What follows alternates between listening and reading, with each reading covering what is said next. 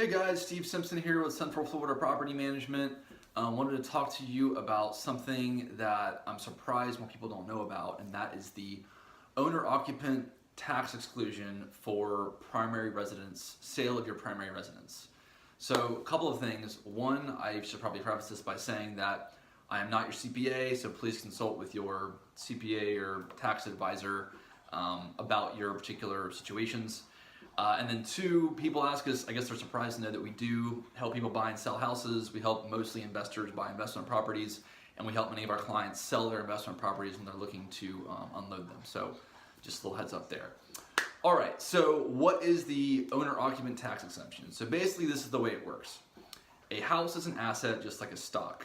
Typically, if you sell an asset and you make money on the sale of it, a capital gain, you pay taxes on that. So for instance, if you bought stock or a house and it cost you $100,000 and you sold that stock or house for $200,000, you would pay a capital gains tax on that $100,000 of capital gain income. Capital gains rates, I believe, are 15 or 20% depending on your income bracket. There's one major exemption that helps people in our situation who invest in real estate, and that is the owner-occupied primary residence tax exemption. The way it works is this: if you have occupied a property for 2 of the last 5 years before sale as your primary residence, you can omit from, or you're exempt from paying capital gains taxes on the first $250,000 of appreciation for an individual or $500,000 of appreciation for a married couple.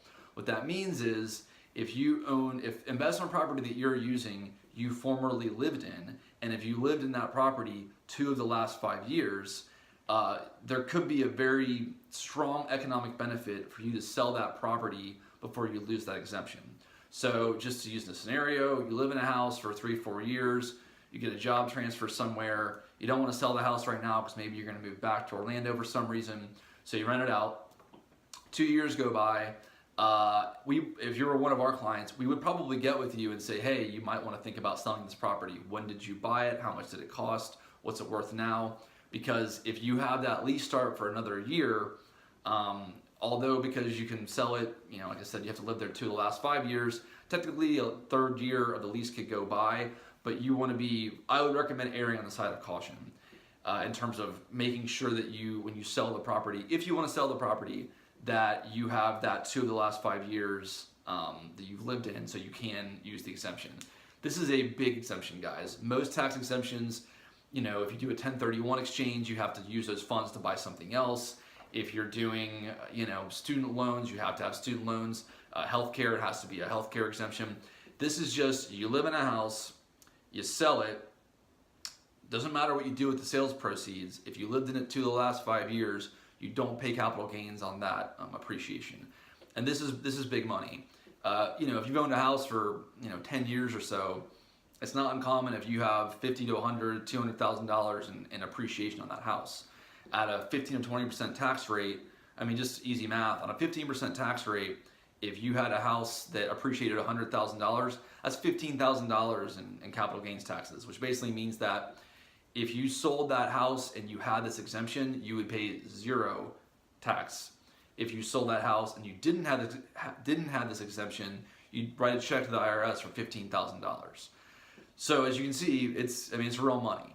So just something to keep in mind if the rental property you have was ever your primary residence. Really, if it was your primary residence recently, 2 of the last 5 years. I know it's a little confusing. Again, please consult your tax professional. If you guys have any questions about it, feel free to email us or give us a call. I'm happy to chat with you guys about it. Our goal is to, through our whole relationship with our clients, to act in their best interest. And obviously, even though the sale of a rental property takes some money out of our pocket, since we're not getting management fees, we want to do our clients right. And this is a very big way to do that, because it can save our clients a lot of money just by knowing this one exemption. So if you guys have any questions, please leave me comments below or give us a call. And yeah, talk to you guys soon.